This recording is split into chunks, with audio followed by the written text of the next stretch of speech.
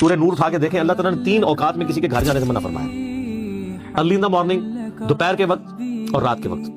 تو مجھے تو بڑا غصہ آتا ہے ایسے لوگوں پہ جو عشاء کے بعد جو ہے وہ مہمان بن کے تو منہ اٹھا کے آ جاتے ہیں۔ تو میں تو بالکل اسٹریٹ فارورڈ ہوں، میں دروازے پہ آ گیا تو نہیں میرا ٹائم نہیں جی، انشاءاللہ پھر ملیں گے۔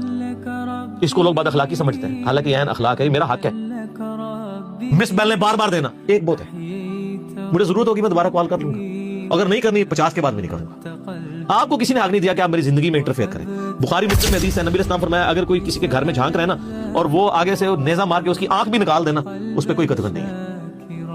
آپ اسے بد اخلاقی سمجھیں گے کہ یار وہ جھانکنے سے کیا ہو گیا تھا، آنکھ نکال دی، بھائی اسلام تو یہی کہتا ہے، سختی ہے۔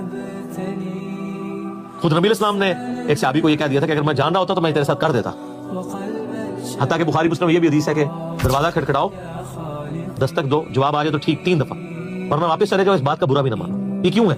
وہ اگلے کی مرضی نہیں ہے، نہیں ملنا چاہتا آپ سے، کیوں آپ اس کو مجبور کر رہے ہیں؟ تو یہ سب کی سب چیزیں ہمارے معاشرے میں توہمات چل رہی ہیں، انہی میں سے یہ بھی ہے۔ اسلام یا ایکوائرڈ نالج کو مانتا ہے یا ریویلڈ نالج کو۔